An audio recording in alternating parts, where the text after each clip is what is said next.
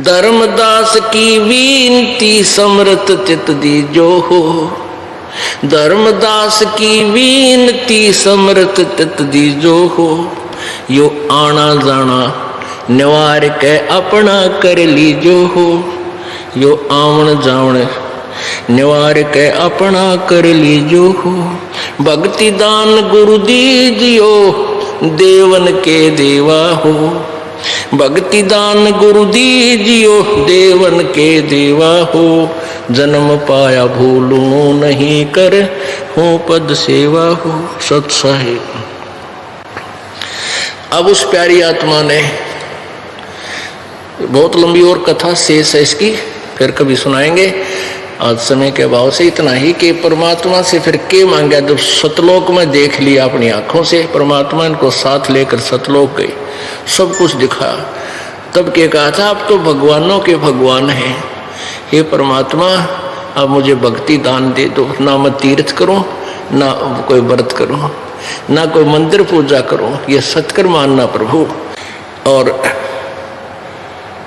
धर्मदास की विनती, अब देखो पहले तांडी पाक रहा था, परमात्मा की एक नहीं सुना था, और फिर ने गए भगवान ये परमात्मा मेरी बात पे ध्यान दियो, थोड़ा ध्यान दो महाराज।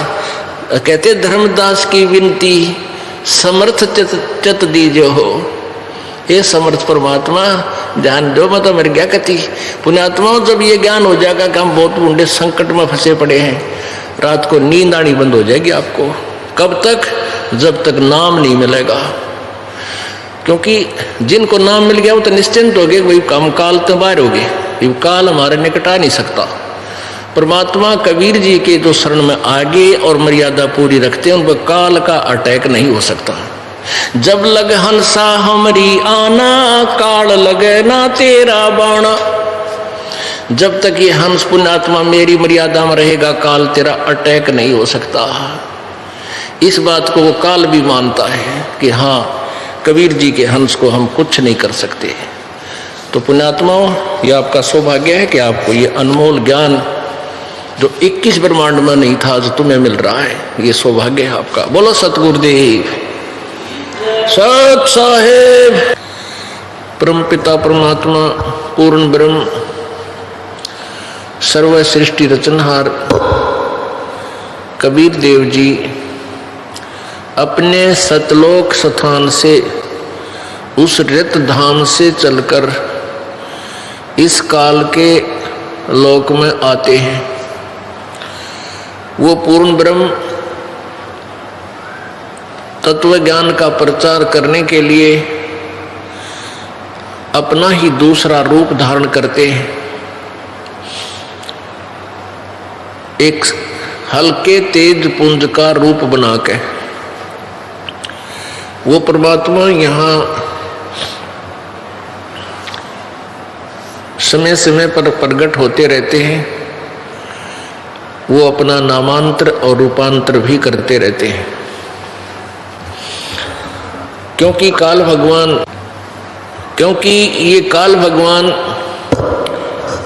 जिसको ब्रह्म बोलते हैं, ज्योति निरंजन भी कहते हैं, जो ब्रह्मा विष्णु महेश जी के पूज्य पिताजी हैं, इसको श्राप लगा हुआ है 1 लाख मानव शरीरधारी प्राणियों के सूक्ष्म शरीर से गंध निकाल कर खाने का। हमारा ये ऊपर जो शरीर है, ये तो ऐसा समझो जैसे बादाम के ऊपर छिलका, और अंदर एक सूक्ष्म शरीर है जैसे गिरी।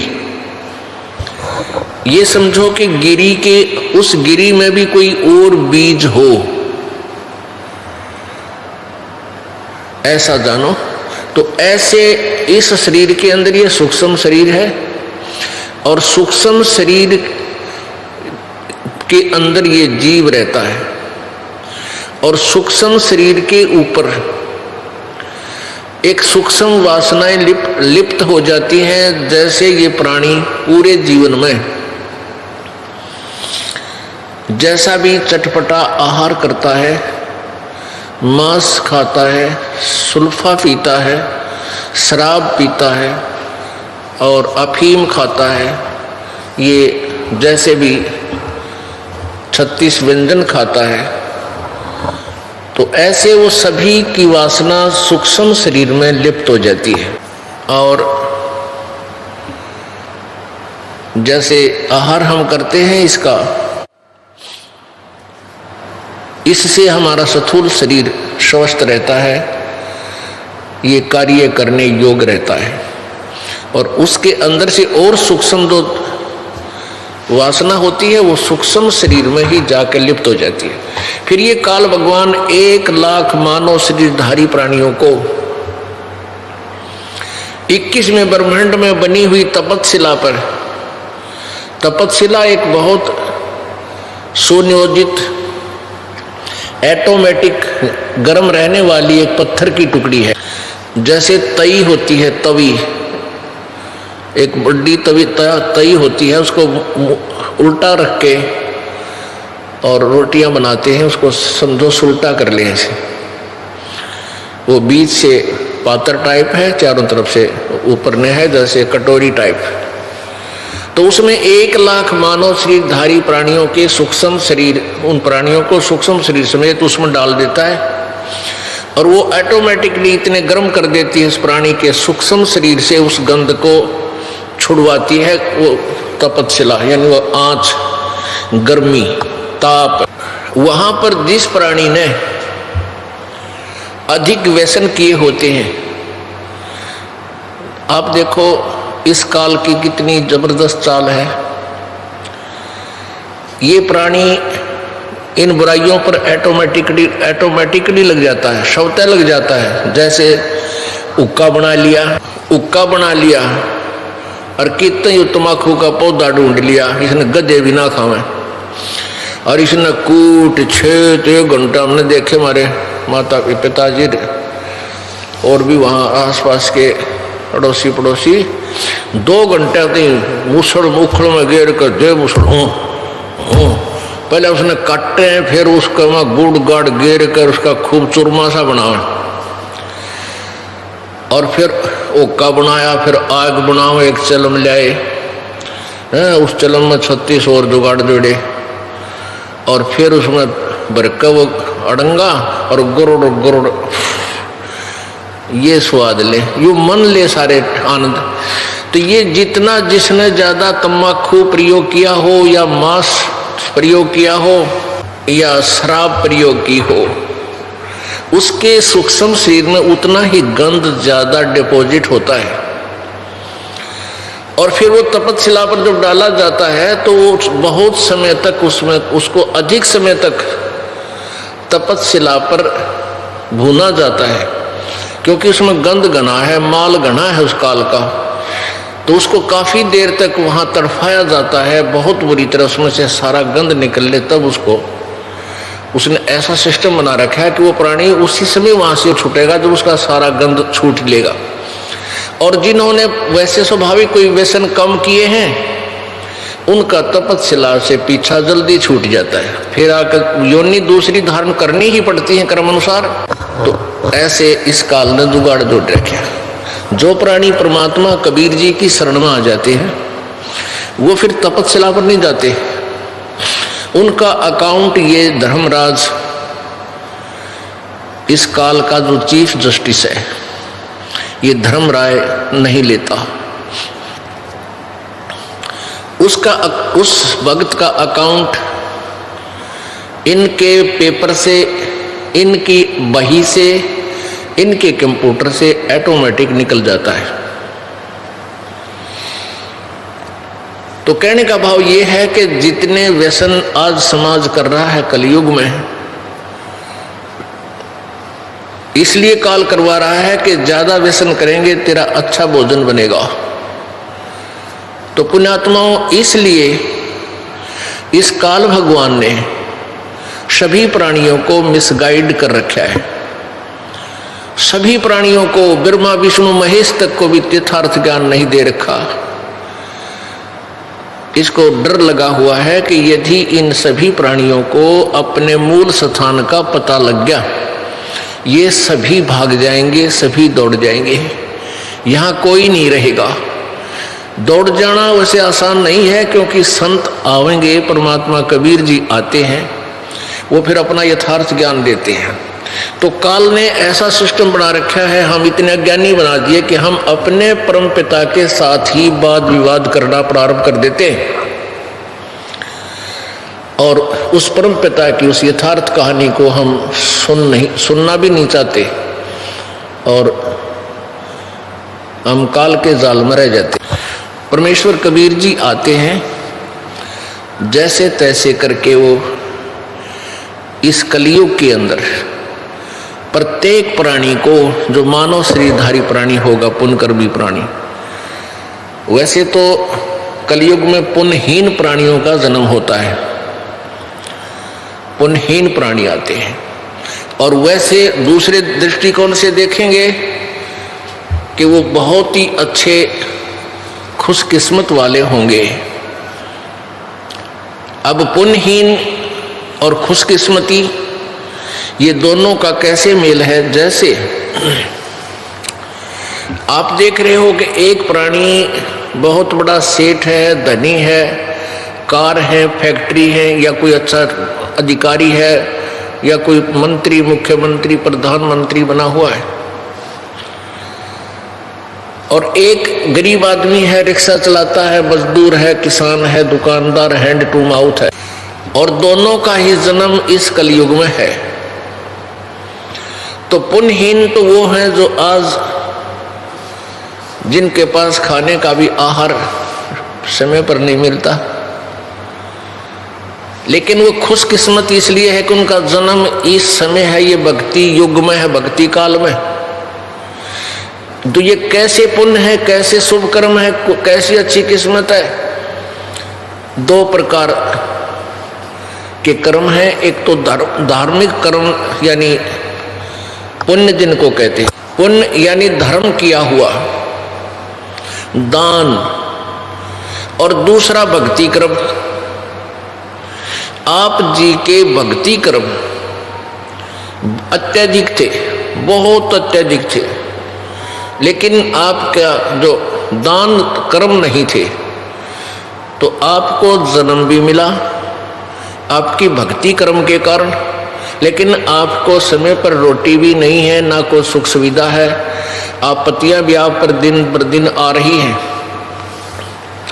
तो ये आपत्तियां आपके लिए एक वरदान बनेंगी। ये लीला मालिक की है, आप नहीं समझ सकते। और दास आपको अगर सीधा सा उदाहरण बताना चाहेगा तो आप ना समझ कर बल्कि दुख मान जाओगे। इसलिए बहुत समय में जाकर के आपको वो सच्चाई से परिचित करा जाएगा, तो आपके ऊपर ये वरदान बनेगा। इसलिए आप पुण्यकर्मी प्राणी भी हैं और पुण्यहीन, आप शुभ अच्छी किस्मत वाले भी हो और पुण्यहीन भी हो। वो पुण्यहीनता के कारण आपके ऊपर आपत्तियां आवेंगी और उन आपत्तियों के निवारण के लिए आप इधर उधर भटकोगे, कोई माता पे, कोई मसाणी में, कोई गुरुद्वारे में, कोई मंदिर, कोई मस्जिद में, लेकिन वहां आपको कोई राहत मिलने वाली नहीं है, मिल ही नहीं सकती। क्योंकि सतयुग त्रेता द्वापर में, सतयुग त्रेता द्वापर में कबीर परमेश्वर जी ने अधिक जीव ना ले जाने का प्रॉमिस इस काल से इसलिए किया था कि ये प्राणी सतयुग त्रेता द्वापर तक इस पर विशेष आपत्तियां नहीं आएंगी, और आपत्तियां आएंगी तो इनके पिछले पुण्य बहुत हैं, उनसे उनका निवारण होगा। और ये भोली आत्मा समझती रहेंगी कि मैं जो वर्तमान में साधना कर रहा हूं, इस साधना से मेरी आपत्ति टल गई।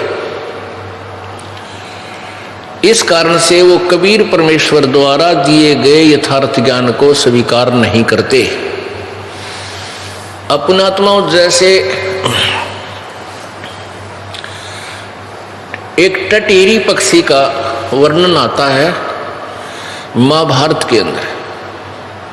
महाभारत का युद्ध कुरुक्षेत्र के मैदान में होने को तैयार था, सेनाएं आमने सामने आ गई।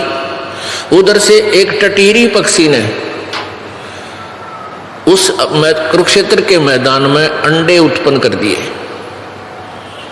और उसने देखा कि तो चारों तरफ से सेनाएं इकट्ठी होकर आ रही हैं, यहाँ तो बहुत कुछ उपद्रव होने जा रहा है।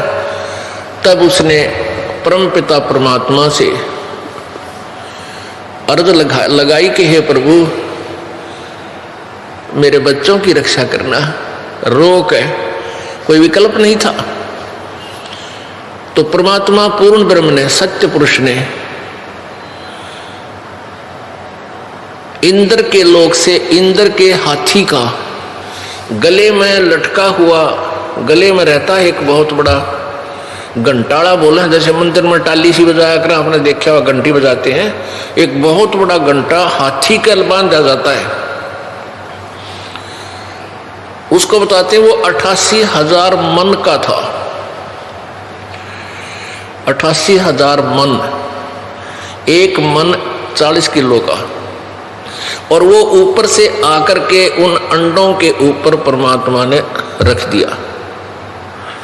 महाभारत हो गया, अग्नि बाण चले और 18 करोड़ आदमी मारे गए, लेकिन टटीरी के अंडों के आंच नहीं आन दी परमात्मा ने। अब पुण्यात्माओं, उस पक्षी जीवन में वो टटीरी किसी इष्ट की पूजा नहीं करती थी और फिर भी उसकी रक्षा कर दी। तो वो जब मनुष्य शरीर में थी, किसी जन्म में वो कबीर परमेश्वर के चरणों में रही थी वो आत्मा, और उसकी पुण्य चलते चलते मनुष्य जीवन भी एंड हो गया। अब पक्षी जीवन में भी आकर के उसके कुछ ऐसे पुण्य शेष थे जो प्रभु ने उसकी रक्षा कर दी।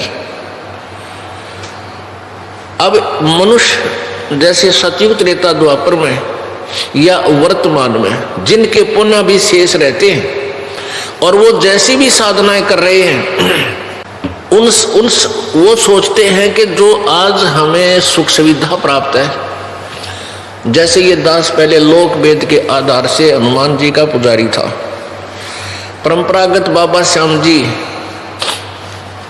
की पूजा भी थी, वो भी करते थे। और भगवान श्री राम, श्री कृष्ण जी, भगवान विष्णु और शंकर जी के हम गणे करड़े उपासक थे। कट्टर यानी विष्णु जी को विशेष महत्व ये दास देता था। गीता जी का नित्य पाठ किया करता था। तो हम हमारे जैसे भी हमें कोई सुविधा हुई, जैसे हम क्लास में पास, स्कूल विद्यालय में पास होते थे, तो हमारा क्रेडिट हमारे भगवान श्री कृष्ण विष्णु जी में, दादा श्याम जी में, हनुमान जी में जाता था। फिर नौकरी प्राप्त हुई तो उसका क्रेडिट भी हमारे इन्हीं इष्ट को जाता था। फिर संतान हुई, पुत्र पुत्रियां हुई, तो हम ये सोच रहे थे कि ये सब सुविधाएं हमारी इन पूजाओं से हैं जो हम वर्तमान में कर रहे हैं। मंगलवार के व्रत हैं और गीता जी के पाठ थे और जन्माष्टमी को व्रत रखा करते थे। तो अब ये पता चला कि ये हमारे पूर्व संस्कारों का प्रतिफल हमें मिल रहा था। वर्तमान की जो साधना थी वो सारी शास्त्र विरुद्ध थी, उनसे कोई भी लाभ हमें होने वाला नहीं था। लेकिन जब तक हमारे पुण्य चलते हैं तब तक हम यही सोच रहे होते हैं कि जो हम क्रिया कर रहे हैं बिल्कुल ओके है, और कोई दूसरा समझाने की चेष्टा करता उसके कान्ना पे घटाड़ देते हैं कि नहीं नहीं आप गलत कह रहे हो। पुण्यात्माओं, ये दास आपको बहुत बार बताता है कि जो पुण्यकर्मी प्राणी होते हैं उनको भक्ति जिनकी अच्छी होती है, पुण्यकर्मी प्राणी होते हैं, उनको परमात्मा की चाह बनी रहती है। दो प्रकार से मानव शरीर प्राप्त होता है, दो प्रकार से मानव शरीर प्राप्त होता है। एक तो टर्न वाइज, क्योंकि काल भगवान को कबीर परमेश्वर जी ने श्राप दे रखा है कि तू 1 लाख मानव शरीरधारी प्राणियों का आहार करेगा और 1.25 लाख की उत्पत्ति किया करेगा। जिस कारण से ये विवश हो गया हमें मानव शरीर देने के, नहीं तो ये मानव शरीर भी नहीं देता। ये इतना जालिम है, ये इतना धोखेबाज है, ये हमें मनुष्य शरीर देता ही नहीं कि इनको पता ना लग जाए। और परमेश्वर को ये मालूम था कि इनको मानव शरीर मिलेगा तो मैं जा कर के किसी ना किसी रूप में अपनी प्यारी आत्माओं को अपना रहस्य बता दूंगा।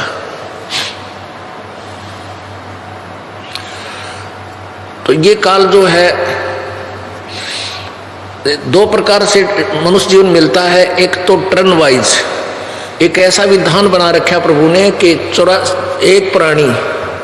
एक प्राणी जैसे मनुष्य शरीर प्राप्त है, भक्ति की नहीं, तो 84 लाख प्रकार की योनियों के कष्टों को भोगने के उपरांत एक टर्न वाइज एक मानव शरीर अवश्य दिया जाएगा उसको। यदि उसमें भी वो भक्ति नहीं करता है तो फिर इसी 184 के कोल्लू में, हरट के कुएं में फिर डाल दिया जाता है। और दूसरे वो व्यक्ति होते हैं जो कभी कबीर परमेश्वर जी की शरण में रहे हैं। जैसे आज से 600 वर्ष पहले परमेश्वर कबीर देव जी आए थे, उस समय परमेश्वर कबीर जी के 64 लाख अनुयायी हो गए थे, शिष्य हुए थे 64 लाख। आज से 600 वर्ष पहले भारत की आबादी कितनी होगी जनसंख्या? मुश्किल से 4 करोड़, इंक्लूडिंग अफगानिस्तान, पाकिस्तान, बलोचिस्तान, इराक तक और गजनवी तक ये भारत ही था। और सारी मिलाकर 4 करोड़ आबादी यानी जनसंख्या नहीं थी। और उस 4 करोड़ जनसंख्या में से 64 लाख से सो जाना, ये कोई बालकों का खेल नहीं था, जिसमें हिंदू और मुसलमान दोनों इंक्लूड थे। ये परमपिता परमात्मा की समर्थता का उस समय भी प्रमाण था। लेकिन हम इतने बालक हैं, अबोध हैं, हम इन नकली संतों ऋषियों के पीछे इतने लग पिट्ठू हो गए, उस परमात्मा की एक नहीं सुनते। हमने ये दिमाग पर जोर भी नहीं दिया कि 64 लाख से सो जाना ये कोई छोटी बात नहीं। तो वो 64 लाख से परमात्मा को मानते थे। 64 लाख से ज्ञान से नहीं हुए, क्योंकि परमात्मा ने ये ज्ञान गुप्त रखा था, विशेष आत्माओं को ही बताया था। जैसे आदरणीय धर्मदास साहिब जी, आदरणीय मुल्कदास जी, आदरणीय दादू साहिब जी, आदरणीय नानक साहिब जी, आदरणीय गरीबदास साहिब जी, आदरणीय गीसा साहिब जी। और इनसे कसम खवा दी थी, इनसे प्रतिज्ञा करवा दी थी कि इस यथार्थ नाम को, इस सतनाम के दोनों अक्षरों को तुम क्लियर नहीं करोगे, तुम जाप करके कल्याण करवा सकते हो, और इसकी विधि किसी को नहीं बताओगे जाप करने की। और सार शब्द तो बिल्कुल ही नहीं किसी के सामने जिक्र भी नहीं करना। तो इन महापुरुषों को ज्ञान बताया था। अन्य जो 64 लाख अपनी प्यारी आत्मा अपनी शरण में ली थी, उनको भक्ति से चार्ज किया था। परमात्मा जहां भी जाते एक दिन में 1000 जगह रूप धारण कर लेते थे, प्रकट हो जाते थे। कबीर देव, कबीर परमेश्वर के पास असंख्य सिद्धियां हैं, असंख्य। यहाँ के भगवानों के पास मैक्सिमम 8 सिद्धि है। और हमारे जैसे भक्त जो परमात्मा कबीर जी की साधना करेंगे इस सतमंत्र की, हमारे को भी 24 सिद्धियां प्राप्त हो जाएंगी। और जबकि ये अन्य भगवान, यहाँ के भगवानों पे 8 से ज्यादा नहीं हो सकती। और इनके उपासकों के पास, किसी के पास 1, किसी के पास 2, हद किसी के पास 3 होंगी। इससे ज्यादा ये प्राप्त सारे जीवन में नहीं कर सकते। एक सिद्धि बहुचोल्य धार है। एक सिद्धि ऐसी है जो बहुत से नाना प्रकार अपने शरीर बना सकती है। तो परमात्मा कबीर जी ने एक एक दिन में 1000 जगह प्रकट होकर उसी रूप में और अपने यथार्थ ज्ञान को, यानी ज्ञान का मतलब है जैसे ये वाणी बोल रखी है। क्या बोल रखी है? मानुष जन्म दुर्लभ है, भाई मिले न बारंबार, तरवर से पत्ता टूट गिरे वो बोर न लगे डारे। साथी हमारे चले गए हम भी चलन हारे, कोई कागज में बाकी रह रही ताते लगी है वार। ये ऐसी मार्मिक वाणी है कबीर परमेश्वर की कि आम आदमी को झंझोड़ कर रख देती है। मानुष जन्म पाए कर जो नहीं रटे हरि नाम, जैसे कुआ जल बिना भाई बनवाया क्या काम। इस तरह की परमात्मा की इस हृदय छूने वाली वाणी को सुनकर आज से 600 वर्ष पहले तो भगवान चाहने वाली बहुत आत्मा होया करती, भगवान से डरा करती थी, तो वो तुरंत मालिक की इस वाणी को सुनती रहती थी कई कई दिनों तक, और फिर उपदेश ले लेते थे। उपदेश लेते ही उनके ना जाने कितने काम सर जाया करते, सुख होने लग जाते। वो रिश्तेदारियों में ढंढोरा पीटते, आज जो हमारे गुरुजी से नाम ले लो, हमारे ये सुख हो गया, हमारे ये सुख हो गया। तो इस तरीके से उस 120 वर्ष परमात्मा रहे, 5 वर्ष की आयु में उपदेश देने लगे थे। 115 वर्ष में, वैसे 10 वर्ष 5-7 वर्ष पहले परमात्मा ने परीक्षा लेकर उनको रिजेक्ट भी किया था। तो 100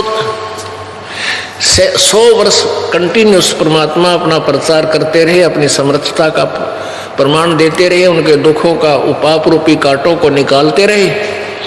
तो इस प्रकार 64 लाख शेष हो गए थे। तो वो 64 लाख शेष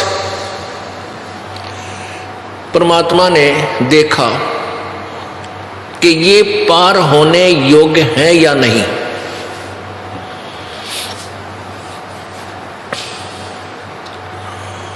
अपने आत्मा परमात्मा क्या बताना चाहते हैं कबीर जी? भाई ज्ञान संपूर्ण होया नहीं और हृदय नहीं छदाए, इस देखा देखी भक्ति का यो रंग नहीं ठहरावे। ज्ञान संपूर्ण होया नहीं और दिल में जगह बनी नहीं, हृदय नहीं छदा, यानी हृदय में या कसक नहीं लागी। जैसे कल एक आपने वाणी सुनी थी, लागी का मार्ग और है, लागे चोट कालजा करके। कालजा करके माने कलेजे में कर्क बने, दर्द बने भगवान का, एक एक वाणी अंदर जाके जख्म बनावा आपके, और आपकी इतनी तरफ बने परमात्मा में।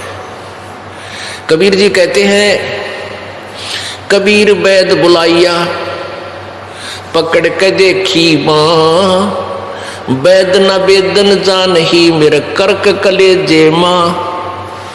यानी जो भक्त होगा उसकी क्या स्थिति बन जाती है, परमात्मा की ये वाणी झंझोड़ कर रख देती है, और दिन रात अपना दैनिक काम करता हुआ भी उन्मुन सा रहता है, जैसे इसका कि मैं खो गया हो, ना कभी विशेष हंसता, ना गणे गप्पे मारता। तो ऐसे व्यक्ति को घर वाले चिंतित हो जाते हैं उसको देखकर। वो सोचते हैं इसका कोई भयंकर बीमारी होगी, ना यूं बोलता, ना अक्षित बात करता, अकेला बैठा रहता है। तो परमात्मा अपने ऊपर ही सब उदाहरण देते हैं। आप पे आरती, आप पे साजे, आप पे किंगर, आप पे बाजे, आप पे ताल धान जनकारा, आप नचे आप देखन हारा। कहे कबीर ऐसी आरती गाऊं, आप पा मध्य आप समाओ। अपने ऊपर उदाहरण देकर हमें समझाते हैं। कबीरा वैद बुलाइया पकड़ के देखी बाँ, वैद न वेदन जाने ही मेरी कर्क कलेजे माँ। वैद ने बोला इसका कोई बीमारी को ना, उसने नाड़ी पकड़ के देखी। कहते वेद, यो वैद मेरे दर्द ने कैसे जान सके, मेरे तक कलेजे में कर्क हो रही है भगवान की चाह में, भगवान के लिए। तो यहाँ परमात्मा कहते हैं कि ज्ञान संपूर्ण होया नहीं और हृदय नहीं छदाए, इस देखा देखी भक्ति का यो रंग नहीं ठहरा। जब उन पुण्यात्माओं को सुख हुआ करते थे तो प्रत्येक व्यक्ति कहता था भाई भगवान आए हैं, कबीर जी भगवान आए हैं, भाई भगवान आए हैं, परमात्मा अवतरित हो चुके हैं। और ये भगवान सुख सागर है। ये परमात्मा कबीर जी इतना सुख दे देता प्राणी को कि ये फिर गफलत कर जाता है। ये स्वभाव है परमात्मा का। वो तो सुख देगा ही देगा, दुख नहीं है। आम के पेड़ पे कांटे नहीं होते, उसके फल और छाया दोनों सुखदायी तत्व होते हैं, दोनों सुखदायी ही वस्तु होती है। तो ऐसे कबीर जी पूर्ण ब्रह्म, इसकी शरण, इनकी शरण में आने से सारे सुखी हो गए। और फिर सुख मीन घर में संपत्ति होगी, आपत्ति कोई आई नहीं, बीमार शुमार हो नहीं। तो ये सुख भी दुश्मन है आप जी का। परमात्मा कहते हैं सुख के माथे पत्थर पड़ो, जो ज्ञान हर नाम हृदय से जावे, बलिहारी उस दुख के जो पल पल नाम रटावे।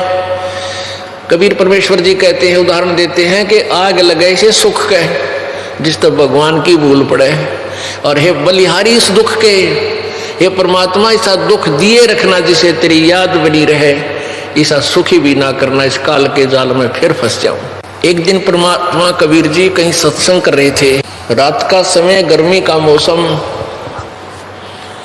और वहीं साथ में किसी एक काशी की सुप्रसिद्ध वैश्या का, गणिका का मकान था।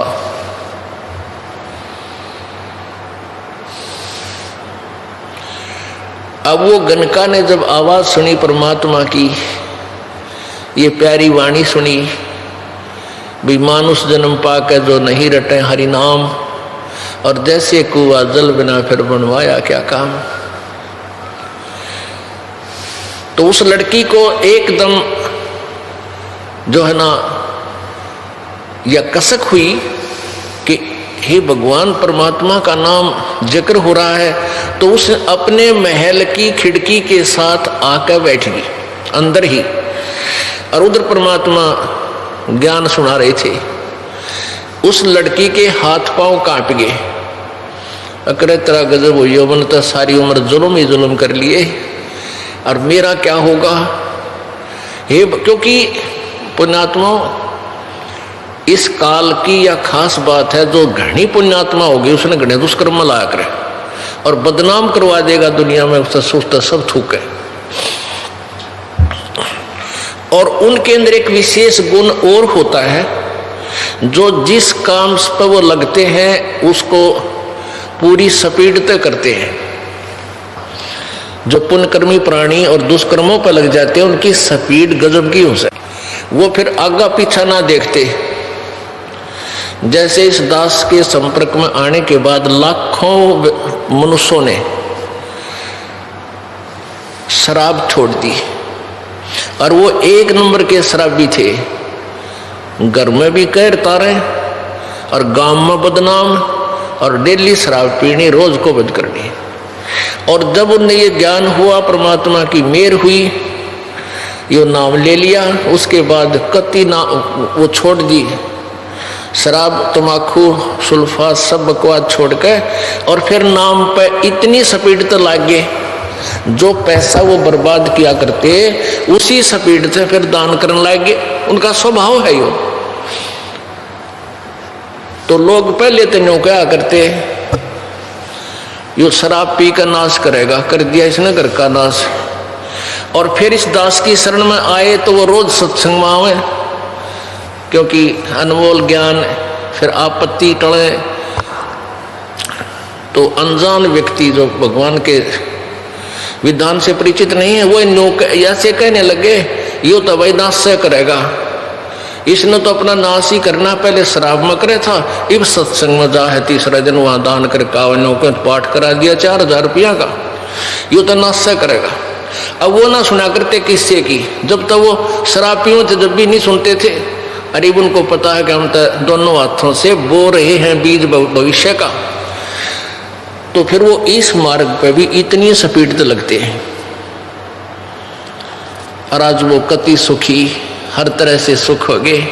अब उनके सुखों ने देख के दुनिया टूट कर पड़ेगी। अब देख लेना, जो भक्त आज से 10-15 वर्ष 8 वर्ष से इस मार्ग पर लग रहे हैं और सीधी नीत से लग रहे हैं, जो कभी लग गया कभी छोड़ गए, उनको थोड़ा समय लगेगा वो स्थिति रिकवर करने में। जो कंटिन्यूस लग रहे हैं, बिल्कुल डगमग नहीं हुए हैं, आज उनका वो सुख दे दिया परमात्मा ने। सारा आसपास का क्षेत्र अचंभित है। तो आपके सुखों को देख कर ये माता पूजनीय, ये भैरव भूत पूजनीय, ये मंदिरा में टाल बजानिए, सारे आओगे, आप देख लेना।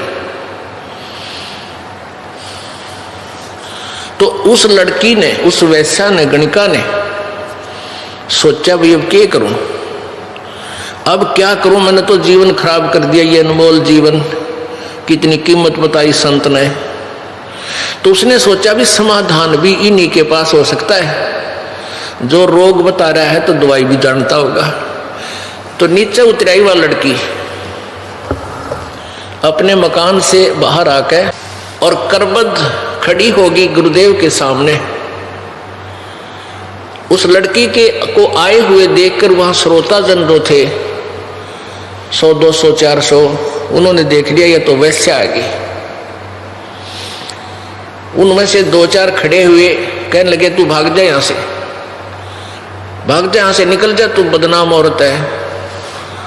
परमात्मा कबीर जी कहने लगे भी क्या बात है, कहने लगे, वो शिष्य कहने लगे जी यह तो बहुत निकम्मी लड़की, बदनाम औरत है, इसको तो यहाँ आगे तो दुनिया जो है नाम पता नहीं क्या क्या कहेगी। परमात्मा बोले बैठ जा, आजा बेटी इधर आ, हाँ क्या कहना चाहती है। उसने बताया कि परमेश्वर, हे गुरुदेव, आज मैंने आपका सत्संग सुना और ये सामने मेरा मकान है और मैं वैश्या हूँ। परमात्मा आज तक मुझे कोई ये ज्ञान बतानिया नहीं मिला, आज मेरी आत्मा कांप रही है, क्या मेरी जैसी दुष्टा का भी उद्धार हो सकता है। परमात्मा बोले बेटा, नौका का स्वभाव होता है जल दरिया से पार करने का, उसमें घास धरो चाहे पत्थर वो पार करके छोड़ा करती है, फूस धरो चाहे पत्थर, चाहे उसमें रुई धरो यानी हल्का पदार्थ या भारी रखो, बेटा वो पार कर दिया करता है। हमारे पास एक ऐसा नाम रूपी मंत्र है, उस नौका में आपको बैठा देंगे, पार हो जाएगी। यानी कितना ही खराब कपड़ा हो, साबुन और जल के योग से स्वच्छ हो जाता है। अपनात्मा परमात्मा की वाणी है, भाई कुष्टी होवे संत बंदगी कीजिए, हो वैश्या के विश्वास चरण चित दीजिए। क्या बताते हैं कि कोई साधु संत, कोई भक्त, यदि उसको कोई रोग है, कोढ़ लग रहा, कोढ़ एक घृणित रोग होता है, और उस कहते हैं जब वो कोढ़ भी लग रहा किसी भगत का, उसका नफरत मत करिए, उसको प्रणाम करिए, सच्चाई बोलिए, प्यार दिए उसको, क्योंकि वो भक्त है, वो भक्ति कर रहा है, उसकी आत्मा को ठेस पहुंचाने से आपको हानि घनी हो जाएगी। और वैश्या के विश्वास चरण चित दीजिए। यदि गणिका बहन और उसको भी परमात्मा का विश्वास है, भगवान को चाहने वाली है, उससे नफरत मत करना, उसको एक साधु संत भक्त भाई बहन की तरह डील करना। उससे नफरत करोगे तो वो आएगी नहीं, सत्संग में नहीं आएगी तो वो समझ कैसे होगा, माने कोई डाकू है, चोर है, शराब पीता है, तम्बाकू प्रयोग करता है, वो सत्संग के वचन नहीं सुनेगा तो उसको पता कैसे चलेगा ये इतना अवगुण है। और सत्संग रूपी जल में वो आएंगे तो वो साफ होंगे।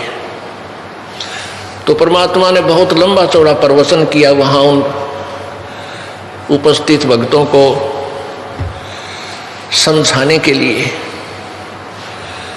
और कहा बेटी तू उपदेश ले सकती है लेकिन ये दुष्कर्म छोड़ना पड़ेगा। वो कहने लगी पिता गुरुदेव आज से ही, कल से ये ताला लोक लग जाएगा इस घर का, यानी आपकी बेटी ये गलत काम नहीं करेगी। तो परमात्मा बोला बेटी नाम ले लिए, उपदेश ले और वहां आ जाना। यानी 2-3 सत्संगों में उसको वैसे बुलाया, नाम नहीं दिया कि कहीं या ऊपर ले मन तक कहती और फिर सारी गलती करें जावे। तो तीसरे चौथे सत्संग में वो आती रही, ज्ञान सुनती रही, और उधर से उसने वो सारा दुष्कर्म बंद कर दिया। हमारे समाज की एक और विशेषता है कि उस जीवन में उसकी वह फीतता रहना कर दे जो पहले वो गलती करता था, करता है, वह लड़का है या कोई चोर है तो चोर भी उसने फिर भी नहीं कहेंगे वो फलाना चोरा का चोर, और उसको फिर भी गनका ही बोल रही थी जबकि उसने सारे दुष्कर्म त्याग दिए थे। अब वो लड़की मालिक के चरणों में उपदेश ले लिया और फिर वो प्रत्येक सत्संग में आने लगी, जहां भी सत्संग हो वहीं पहुंचे, और जो भी उसके पास था वो कोड कमा रखा था, धन सारा भगवान के चरणों में लाकर रख दे, प्रभु सतगुरु उसके भंडारा करवा दे, धर्म पर लगा दे। तो पुण्यात्मा, हमने सत्संग में बहुत विवेक से रहना पड़ता है, रहना चाहिए, अपनी नहीं चलानी चाहिए, संत के प्रवचनों पर विचार करना चाहिए, ये क्या कहना चाह रहे हैं। हम अपनी सोच से हम परिचित, हम कितने विद्वान हैं, कितने हम समझदार हैं, हम तो सारे खोटे कर्म कर सकते हैं, शुभ नहीं हो सकता हमारे से, और करना चाहोगे तो काल होने दे नहीं। हम चाहोगे दान करना, मन की तो बीमारी पर लगा दे पैसे, जब भगवान का सहारा ना होता है। ये 2 पैसे दान भी आप प्रभु की आड़ में बैठ कर कर पा रहे हो, आपकी 100 आपत्तियों को टालकर आपको प्रेरणा देता है, बेटा दान कर, तेरी जान बचेगी। तो वह लड़की जब आने लगी अधिक प्रत्येक सत्संग में और निकट आकर बैठ जावा गुरुदेव के पास, तो सत्संग में जो विवेकहीन प्राणी होते हैं वो पता नहीं क्या क्या दोष लगाने लगे गुरुदेव के ऊपर भी। तो ऐसे दोष रखने वाले तो वो गुरुद्रोही बन जाते हैं, ये होते हैं 2, 4, 10, 20 ही है, और दूसरों को उन्होंने सुरसुर शुरू कर दी, भाई बात अच्छी नहीं है। अपने सत्संग में गैस एक वैश्या आती है, भाई आसपास के नगर निवासी कहते हैं, भाई तुम तो बदनाम औरत को रखते हो, वहाँ तक गंदी औरतें जाती हैं, हम अपनी बहन बेटियों को वहाँ नहीं जाने देंगे। यानी वो सत्संग में आने वाले गुरु जी के अनुयायी इस तरह की अपनी अपनी अटकल लाने लगे। उन्होंने कहा भी गुरु जी से कहना ही पड़ेगा एक दिन। उन्होंने कहा गुरुदेव ये लड़की, गुरुदेव को तो कहा नहीं, उस लड़की को धमकाने लग गए फिर कि तू मत आया कर यहाँ पर, तूने सारा माहौल खराब कर दिया, आसपास के लोग ताने देते हैं। तो उस लड़की ने गुरुदेव से कहा, गुरुदेव ए महाराज जी अब मैं कहाँ जाऊं, मुझे रास्ता बताओ प्रभु। परमेश्वर कबीर जी ने कहा, क्या बात बेटी, कि यहाँ सत्संग में आती हूँ तो कुछ भक्तजन मुझे यहाँ आने से रोकते हैं, परेशान करते हैं कि तू बदनाम औरत है, तेने माहौल खराब कर दिया। परमात्मा बोले तू डेली आया कर बेटी और मेरे निकट बैठा कर, यहाँ आकर कोई बोला मुझे बताना। उसने तो उस समय तो वो नहीं बोले, चुप हो गए। लेकिन धीरे धीरे ऐसा पूरी संगत में हो गया, भाई गुरु जी का तो दिमाग ठीक रहा को ना, भगवान का। अरे निकम्यो, जब थारा सो सुख दिए जब तो भगवान थे, अरे ईब अपनी गंदी सोच से तुमने उनको क्या जान लिया, क्या बना दिया। अब परमात्मा ने देखा भी इनको देखता हूं, ये मेरे कितने भगत हैं, ये मुझे कितना समझा है इन्होंने। परमात्मा क्या बताते हैं, भाई गुरु मानुष कर जानते ते नर कहिए अंध, ओए दुखी संसार में आगे यम के फंदे। गुरु जी को हम अपने जैसा समझते हैं, अपने जैसे थे तो तुम्हारे पहले आप पर सुख क्यों ना हो गए भाई। वह परमात्मा क्या कहते हैं, पर्वत पर्वत में फिरा कारण अपने राम, राम जैसे संत मिले जिन सारे सब काम। परमात्मा की तलाश में ना जाने कहां कहां भटक रहे थे, परमात्मा बता रहे अपने ऊपर उदाहरण दे के। और जब परमात्मा जैसे संत मिल गए, उन्हें सारे सुख दे दिए, तो भगवान है वो। तो परमात्मा कबीर जी ने सोचा लाइन की फड़क काट दो सारी है, एक बैल जो है, एक ऐसा बैल था, कहीं भी थोड़ा सा भी खुड़का दुड़का हो जा, वो रस्सा तोड़ा जा और कूद और बिगन तार दे, नाक मत दम दे रहा कर रहा था किसान का। एक दिन उस गांव में एक बैल वाला बैलगाड़ी के ऊपर एक माता का मंदिर सा बनाकर पैसे मांगता अंडा था, और ऊपर लगा रखा स्पीकर, नीचे उस मंदिर से मिला रखा उसने वो एम्पलीफायर। वो किसान बोला, भाई एक दिन तू मेरे बैल ने इस तेरी इस माता वाले इसमें जोड़ ले। हाँ, वो जकरत कर रहा था, भाई ये बैल बदल ले तू मेरे साथ।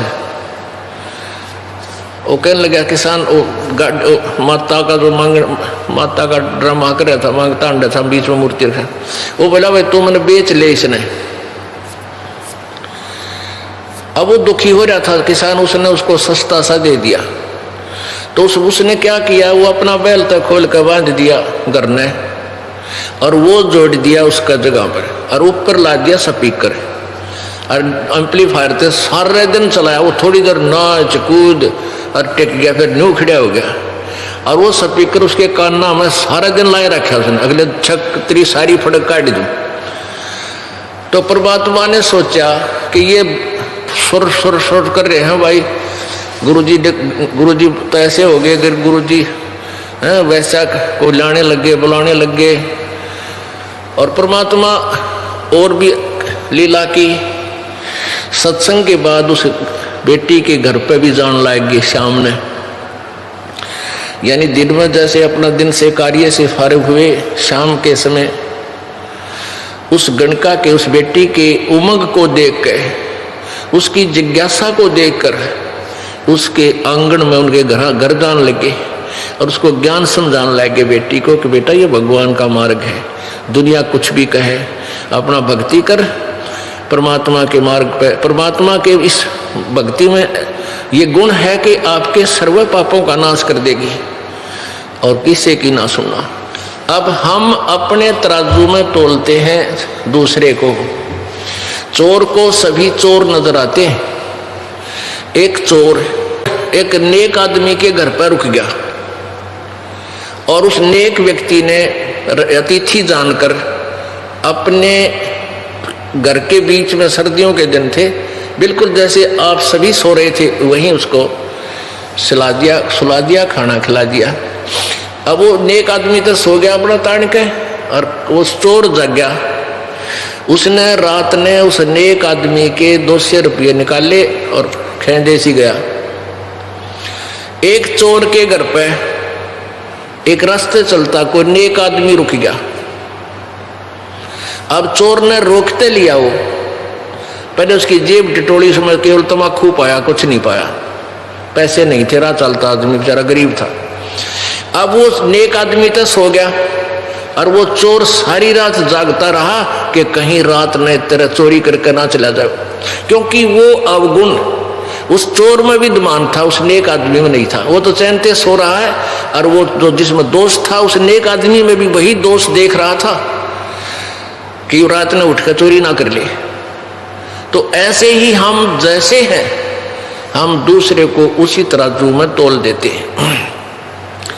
जैसे ये बेबे लड़ा कर ना बहने आपस में नौका करें, ईसिया नईसिया दिखा करें, यानी नकम्मी औरत होगी तो नो कहेगी तू इसी तो कहा करे, वह लड़ा ना करेगा दी समझदार सी नो कहेगी ईसिया नईसिया दिखा करे। तो जिसे ये इंसान होगा उसने वैसा ही दूसरा दिखाई देगा, उसका अपना अंतःकरण उसमें झांक रहा है। अब वहां जान लग गए तो संगत में और ज्यादा बिजली गिर गई, और सब जगह ये चर्चा का विषय बन गया। भाई महाराज जी तो बुढ़ापे में, दिमाग खराब हो गया महाराज जी का तो है, और बहुत गलत हो गया ये। तो परमात्मा ने सोचा लेन की माता वाले बैल की तरह नकती है, सारे दिन स्पीकर बजाए। अब जो सीधे होने होंगे वो हो जाएंगे, ना होंगे तो चल जाएंगे। इनका मैं गाड़ूंगा क्या करूंगा, जब इन अपने गुरु पर विश्वास नहीं, ये कहाँ फिर सतलोक जाने योग्य है। अब उनका एक खास शेष, विशेष शेष और मित्र रविदास जी थे।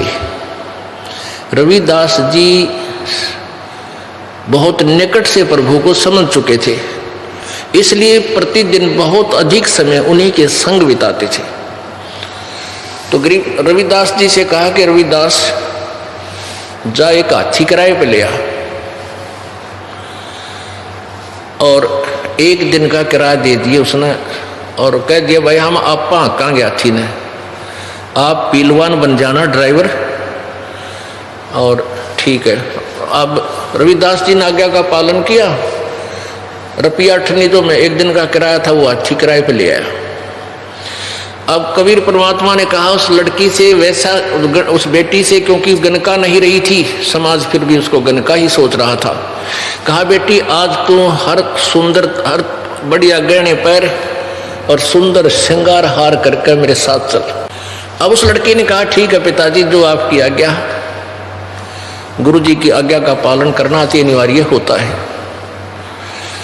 तो उस लड़की ने सारा अपना सुंदर कपड़े पहन पून कर सारा मेकअप कर लिया, और परमेश्वर कबीर जी ने क्या किया कि एक गंगा जल भर लिया शीशी में, और हाथी जैसे हाथी के को ड्राइवर तो कर रहा था, ड्राइविंग तो कर रहा था रविदास जी, और उसके बाद में वह लड़की बिठा ली हाथी पर और पिछली साइड में आप बैठ गए, और लड़की के कंधे पर हाथ रख ली, और एक हाथ में वह बोतल जो देसी शराब दिखे थी हाथ तो काटी हुई, उस बोतल ऐसे मुंह कला के 2-4 घूंट पर न्यों करें, और उस लड़की के हाथ कंधे पे।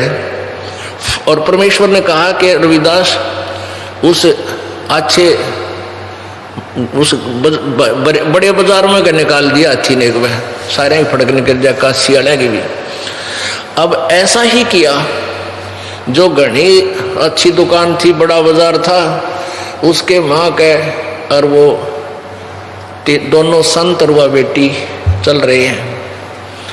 अब जोन सा भी देखे नो करे यूं क्यों सांग हो रहा है, नो क्यों दानक सब जुलाया कबीर रे, हम तो पहले कहा कर दे भाई बिजली गिरेगी उड़े, गंदी औरतें जाती हैं, देखा पार्ट की पुलिस की सरेआम शराब पी के, इसने पता नहीं तू कहाँ घूम रहा है। इनके तो भाई सत्संग में भी ये जुल्म हुआ करते, हम पहले कहा करते थे। अब वो बुला बुला ला उन चेलों को। कुछ ऐसे भक्त होते हैं, उसमें और अच्छी आत्माएं भी थी, वो घनी सी ध्यान नहीं दिया करते बकवाद्या पे, हालांकि मैक्सिमम संगत के अंदर अटपट होगी थी, वह फिर भी उस समय तक विशेष प्रभावित नहीं थे। तो उनको लाओ बुला के दूसरे लोग क्या जा तो क्या करता, भगवान आ रहा है, आज तेरे भगवान ने दिखावा के जुल्म कर दिया, ऐसा सरेआम तो कोई भी ना करा कर वैसा वर्ती करता जा रहा है।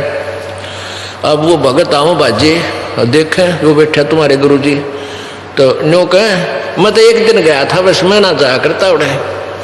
यानी वो जो कति जिनके इतने सुख दे रखे थे, वो समाज तो डर के अब भगवान पर अविश्वास करके और परमात्मा से विमुख हो गए। 64 लाख में से 2 अर्जुन और सरजुन नाम के ये 2 शेष बचे थे। ये कहीं बाहर गए हुए थे, मक्का मदीना की सैर सपट्टे को, वो वापस आए तो इब और संगत तो भाग भोगी सारी, कबीर जी दौरे कोई ना जावे, क्यों उनके सुख खूब हो गए, किसी आपत्ति रही कोई ना।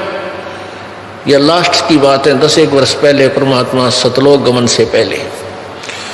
और वो परमात्मा ने क्या किया कि वो हाथी पे घूम घाम के सारी लीला करके, तो उधर से क्या हुआ कि काशी के पीर और पंडित, मुसलमान और हिंदुओं के दोनों धार्मिक प्रचारक पहुंच गए वहां वीर सिंह के पास। वीरदेव बघेल जी जो थे काशी नरेश थे, और सिकंदर लोधी वो दिल्ली के बादशाह थे, और वो भी उस दिन वहां पहुंचे हुए थे बनारस में, काशी में वीर सिंह बघेल के पास। और परमात्मा भी उस दिन छेड़ा करते, जिस दिन सिकंदर लोधी आ रहा हो के इनका फड़क ना रह जा, मुसलमान ना कहे कि सिकंदर लोधी होता तो न्यू कर दे हो, वो सिकंदर लोधी भी आ रहा था, दिल्ली का बादशाह, वो सम्राट था पूरे भारतवर्ष का एकमात्र शासक। और वीरसेव बघेल ये छोटे छोटे समझो छोटे मोटे नवाब और नरेश थे उसके अंतर्गत।